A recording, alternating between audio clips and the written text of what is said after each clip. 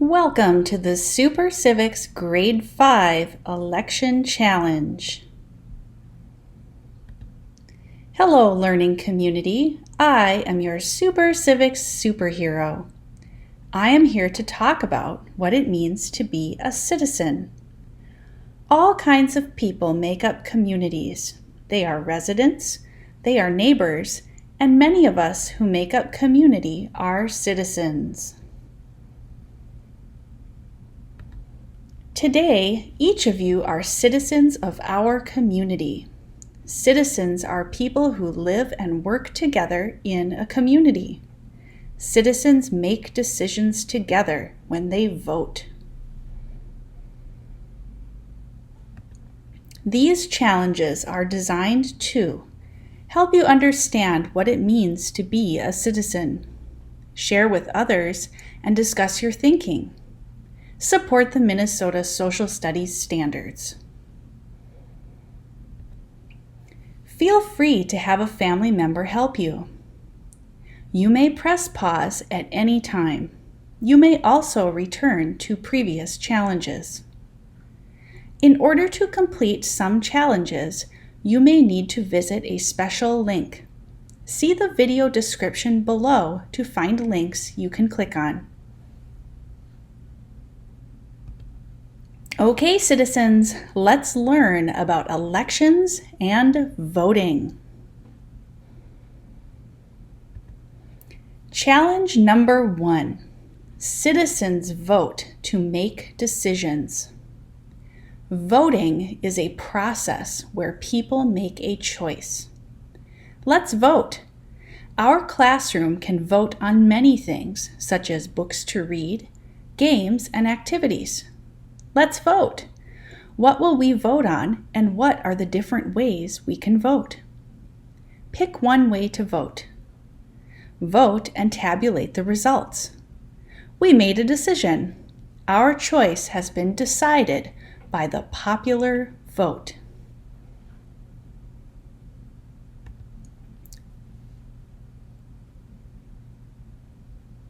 Challenge number 1 continued.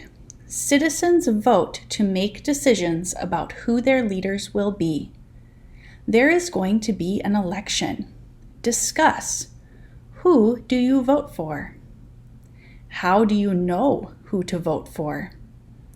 What do you think voters need to know in order to make an informed decision? Journal. Record 2 ideas you heard in our discussion that you might want to remember. Do you have any questions? If so, record in your journal.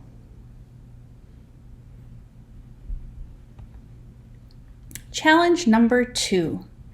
Citizens vote to make decisions about who their leaders will be. Read or listen to Grace for President by Kelly DiPuccio and Lewin Pham. Listen to the story. Think about how leaders and voters interact with each other. Listen for words in the text that are important to elections.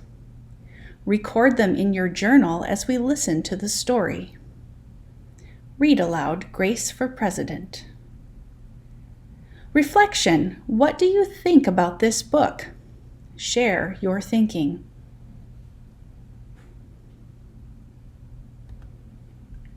Challenge number 2 continued. Citizens vote to make decisions about who their leaders will be.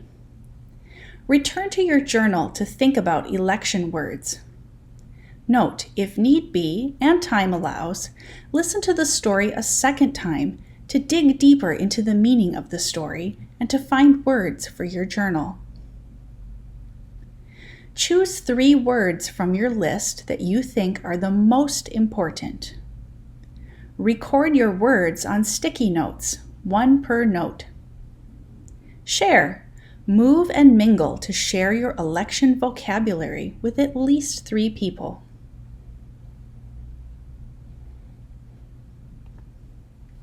Challenge number 2 continued. Citizens vote to make decisions about who their leaders will be. What did we learn? Collaborate. With teams of 5 to 6, design an election word bank. Make meaning. Write a synonym or draw a picture for the words you know. Walk. View all word banks.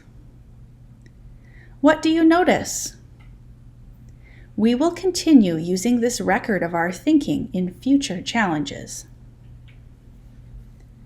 Election vocabulary. Word, synonym or drawing.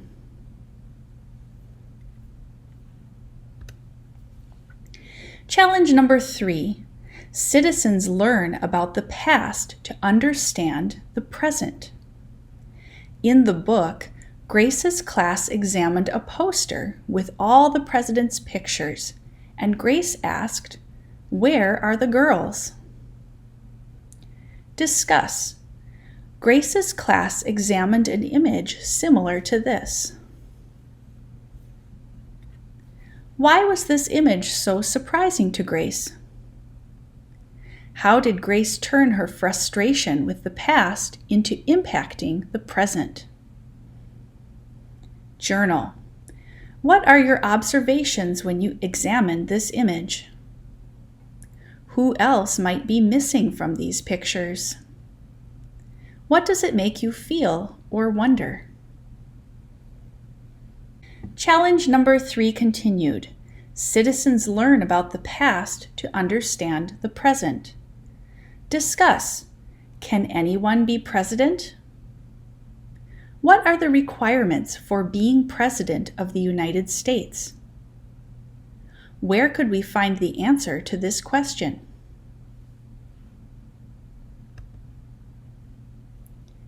We can find the answer to these questions in our United States Constitution. Journal, quick write.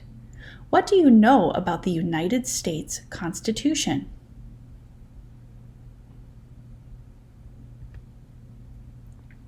Challenge number 3 continued. Citizens learn about the past to understand the present. The United States Constitution is the plan that the national government follows. The Constitution describes how leaders are chosen and how laws are made. It also outlines what the government can and cannot do. The members of the Constitutional Convention signed this set of rules on September 17, 1787. One rule that was defined in 1787 and still applies today is the requirement for being President of the United States.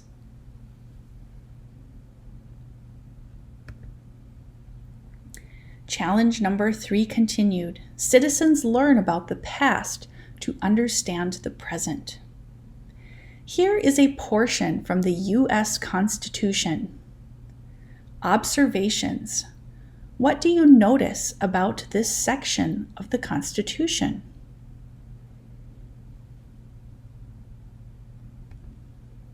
Let's look at this portion of the Constitution more closely. Challenge 3 continued. Citizens learn about the past to understand the present. Below is a typed version of the portion of the Constitution from the previous slide. The U.S. Constitution states the following about the requirements to be president. No person except a natural-born citizen or a citizen of the United States at the time of the adoption of this Constitution shall be eligible to the office of President. Neither shall any person be eligible to that office who shall not have attained to the age of 35 years and been 14 years a resident within the United States. Observations. What do you notice about this section of the Constitution? Discuss. Reread this section of the Constitution. What does it mean to you? Journal. In your own words, record the 3 requirements to be president as outlined in this paragraph from the Constitution.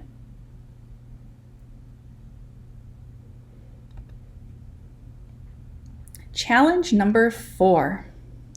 Citizens learn about the past to understand the present. Let's do a quick check. What are the requirements to be President of the United States? Give a thumbs up or a thumbs down. Everyone is eligible to be the President of the United States. Yes or no? The President must be at least 35 years old.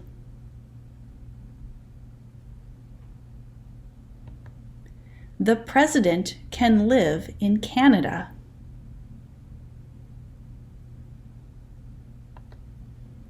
The President must be a male.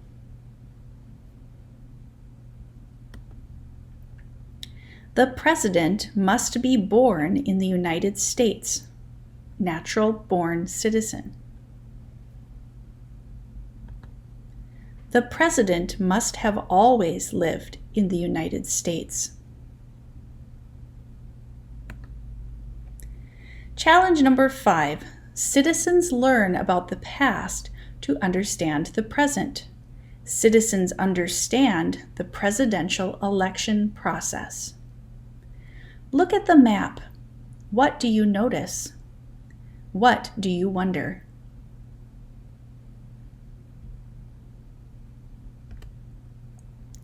Challenge number 5 continued. Citizens learn about the past to understand the present. Citizens understand the presidential election process.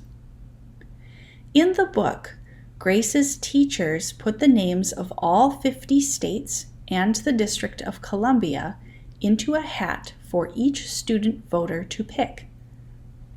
Each state is assigned a number of electoral votes. That number is determined by how many people live in that state. Altogether, our country has 538 electoral votes. On election day, the candidate who receives 270 electoral votes or more wins the election. Why does the winner need 270 electoral votes or more? In our class, we voted too. How was our class vote different from the vote in Grace's school? What is the difference between the electoral vote and the popular vote? Let's look at the map again. Challenge 5 continued. Citizens learn about the past to understand the present. Citizens understand the presidential election process. Look at the map and the Electoral College chart. Let's do some math. If you were running for president, knowing that you need 270 electoral votes to win, what are the fewest number of states you would need to win? Which states would you need to win?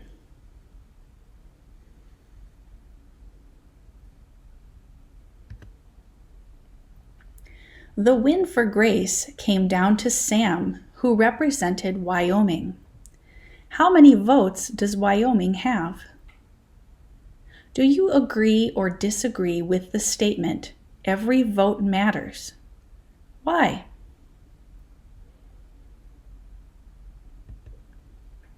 Challenge number 5 continued. Citizens learn about the past to understand the present. Citizens understand the electoral and popular vote. The United States Constitution describes how the president is elected. Each state shall appoint, in such manner as the legislature thereof may direct, a number of electors, equal to the whole number of senators and representatives to which the state may be entitled in the Congress.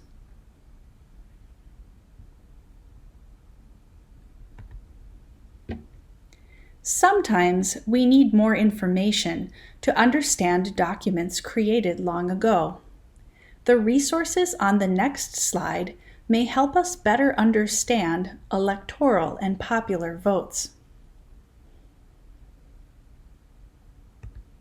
Challenge number 5 continued. Citizens learn about the past to understand the present. Citizens understand the electoral and popular vote. Look at the state of Minnesota. How is our state given 10 electors? Watch the video Class Pet Upset to learn why the number of electors is different for each state. After the video, share what you learned.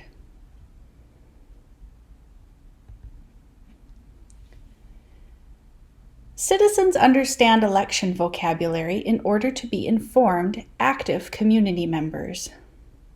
What new words are you hearing and learning? Think. Record new election words on 3 sticky notes. Move. Share vocabulary with 3 people. Collaborate. With your team of 5 to 6, revise and add to your team word bank. Make meaning. Write a synonym or draw a picture for the words you know. Walk. View all teams' word banks. Feel free to add any words to your team's word bank.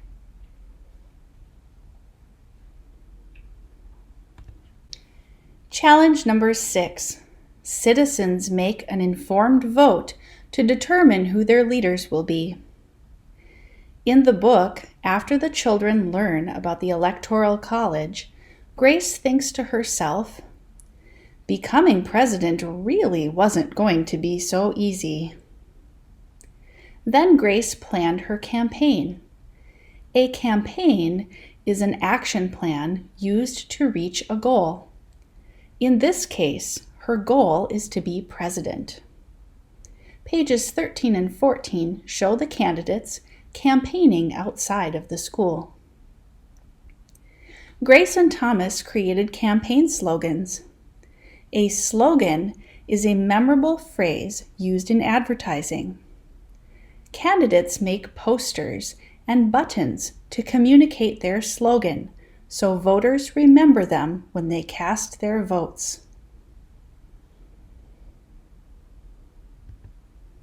Challenge number 6 continued. Citizens make an informed vote to determine who their leaders will be. Just like Grace and Thomas, candidates in our country listen to voters' issues and make campaign promises. Let's explore campaign slogans and promises of past elections.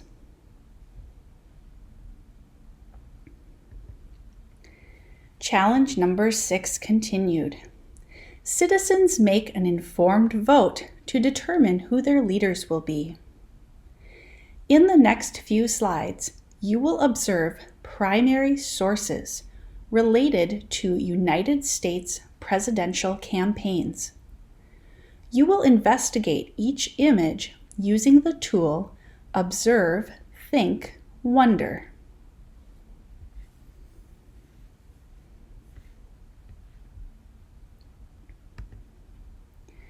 The following slides include images from the Library of Congress. The Library of Congress is the National Library of the United States and is located in Washington, D.C.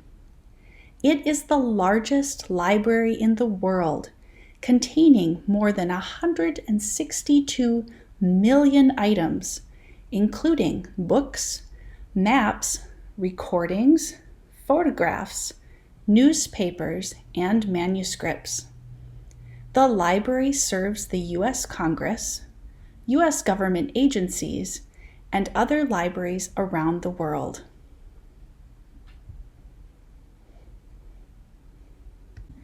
Primary sources. The Library of Congress is a great place to find primary sources about historical topics. To learn more about primary sources, check out Kid Citizen. Kid Citizen introduces a way for young students to engage with history through primary sources. It is part of the Congress Civic Participation and Primary Sources Project, supported by a grant from the Library of Congress. Visit Kid Citizen. What are primary sources?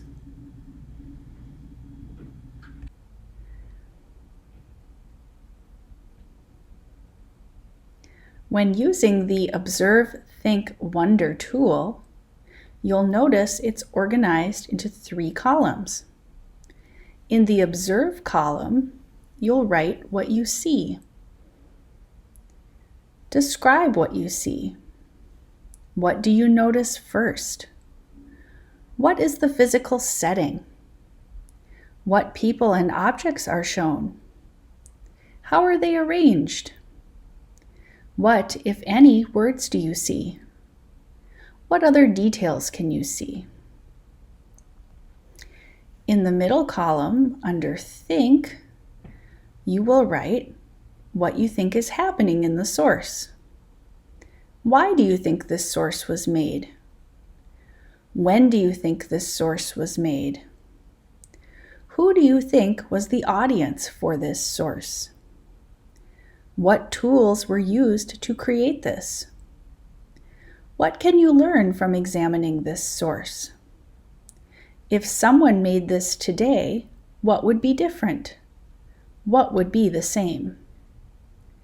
And finally, in the Wonder column, you will record what you wonder about: the who, the what, the when, the where, the why, and the how.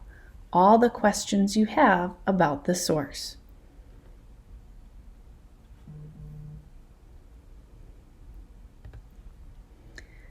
Primary source A. Bring U.S. Together. Vote Chisholm, 1972. Unbought, unbossed. Print, poster.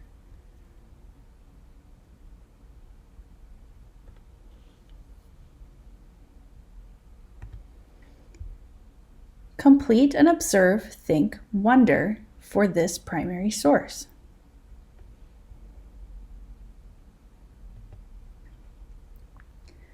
An example of how to complete a observe, think, and wonder for this primary source A would be to write what we see. We observe. I see a woman named Chisholm. I see the use of red and black text. I see the sign says Bring U.S. Together. I see the date, 1972. I see the words unbought and unbossed. I see a black and white photograph of the candidate. In the Think column, I think U.S. is about 2 different things. I think unbossed means that she doesn't let people tell her what to do. I think this woman looks young to be running for president. I think this photo was taken a long time ago. And finally, in the wonder column, I wonder why this woman decided to run for president. I wonder where this woman is from. I wonder what unbought means. I wonder who us is referring to.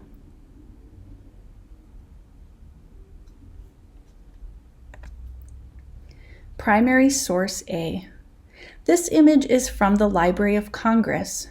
We can learn more about this image here at this link. In this photograph, the caption says, Congresswoman Shirley Chisholm announcing her candidacy for the presidential nomination. Congresswoman Chisholm, Congressman Perrin Mitchell, Congressman Charles B. Rangel, Congresswoman Bella Abzug, 25th of January, 1972. Photograph.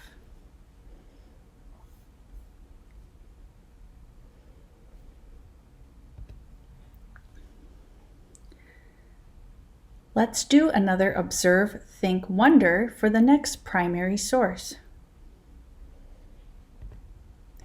Primary source B.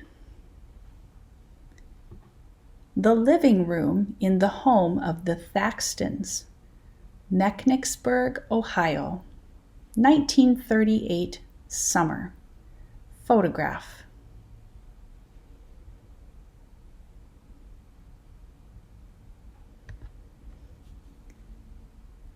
Primary source B. This image is from the Library of Congress. We may learn more about this image here at this link. In this photograph, the caption states, FDR, Franklin Delano Roosevelt. Franklin Delano Roosevelt. Photograph, 1938.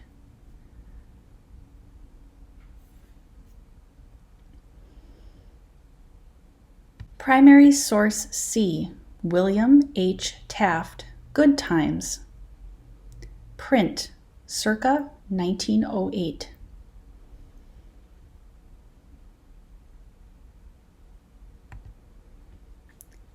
Primary source C. This image is from the Library of Congress. We may learn more about this image here at this link. For this photograph, the caption states, Taft, William H. Photograph, portrait, 1st of April, 1912.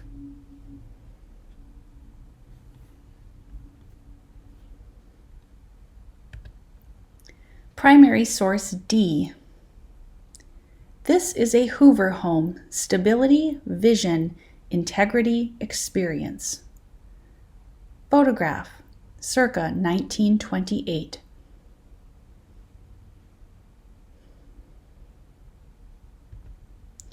Primary source D. This image is from the Library of Congress. We may learn more about this image here at this link.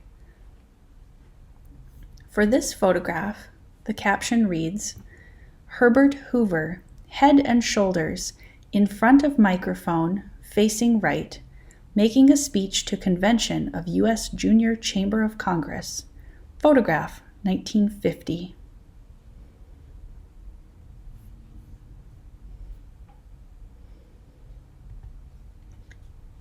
What do these campaign signs and slogans have in common?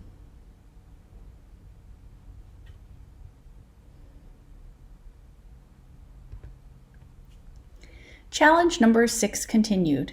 Citizens learn about the past to understand the present. Reflection. Look over your observe, think, wonder notes. What did we learn from the primary sources? Pick 2 of the following to discuss. 1. What is your most important discovery? 2. What surprised you? 3. What is most interesting to you? 4. Which of your questions do you most want answered? How could you find your answer? 5. How do these sources from the past help us to better understand the present?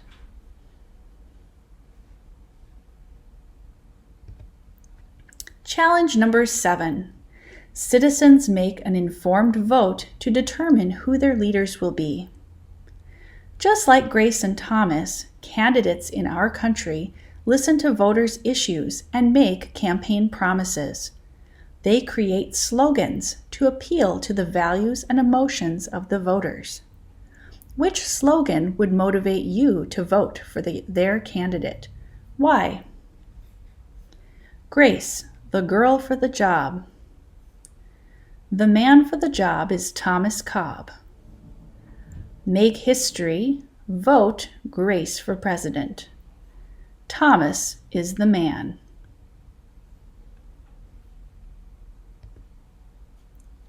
Let's explore campaign slogans and signs of the 2020 presidential election. For this, complete an observe, think, wonder graphic organizer. Trump, Pence, Make America Great Again, 45. Make America Great Again. Keep America Great. Promises made, promises kept.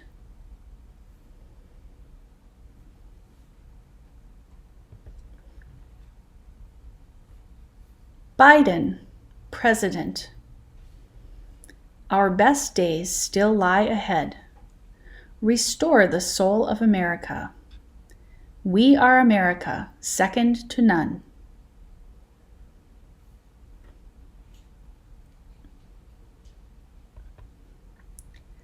Discuss. How are they similar? How are they different? Journal. How do the slogans motivate you to vote for either candidate and why?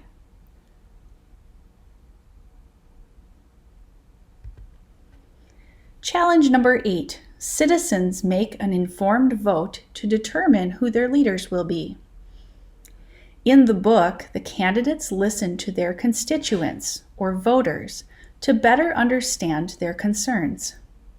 They make promises to address issues that were important to the students. Grace promises a peaceful school, no bullies, a cleaner school, no littering, better hot lunches, no more fish stick tacos. Thomas promises free tutoring, free soccer lessons, fish stick tacos every week. They make posters and buttons to communicate their promises to their constituents to earn their votes. If you were one of their constituents, which of these issues would be important to you? Why? Challenge number 8 continued. Citizens make an informed vote to determine who their leaders will be. Residents, neighbors, and citizens take time to learn about their leaders and issues in their community. To learn about candidates, they read newspapers, watch and listen to debates, meet the candidates and ask questions. Discuss. What other ways might people learn about candidates and important issues? Research. Choose one of these ways to learn about our presidential candidates. Journal.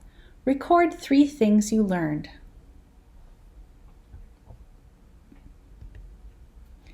Challenge number 8 continued. Citizens make an informed vote to determine who their leaders will be.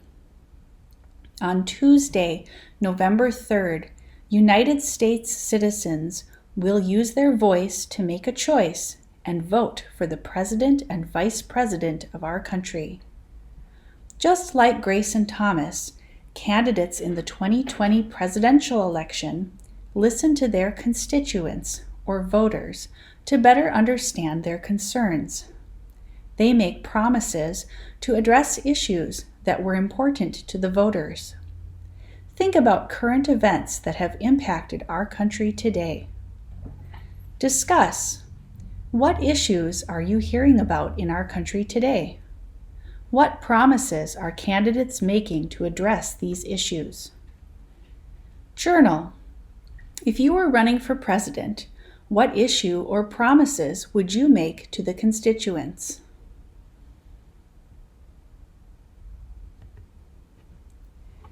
Challenge number 8 continued. Citizens make an informed vote to determine who will be president and vice president. Presidential candidates run for office on issues. Some issues may include how government uses money to fund schools, how land is used, how people access health care, safety in schools, national testing for students, and clean water. Class research and journal. As a class, select 2 issues that are important to you. Compare candidates' promises related to the issues. How does each candidate view these issues? How do you feel about those situations? If time allows, research more issues that are important to you. Remember, informed voters consider many issues when electing a leader.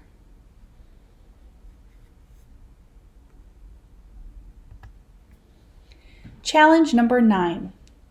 Citizens make an informed vote to determine who will be president and vice president. Our class will be hosting a mock or pretend presidential election. As informed voters, we will look over our research and journal entries to prepare for our vote. What will we need to hold our election? What rules and processes should we follow to ensure the election is fair and everyone's voice is heard? Vote. Tabulate the results. Follow along with our country as the official election unfolds. How do our results compare with the nation?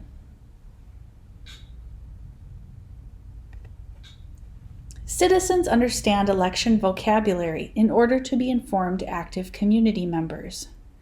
What new words are you hearing and learning? Think. Record new election words on 3 sticky notes. Move. Share vocabulary with 3 people. Collaborate. With your team of 5 to 6, revise and add to your team word bank. Make meaning. Write a synonym or draw a picture for the words you know. Walk. View all teams' word banks. Feel free to add any words to your team's word bank. Challenge number 10. Wow, look at all the things we have learned about the presidency, voting, and elections. For your final challenge, put your learning to the test with a game of election bingo. You can do it. You did it! Congratulations on completing the Election 2020 challenges. You are a super citizen.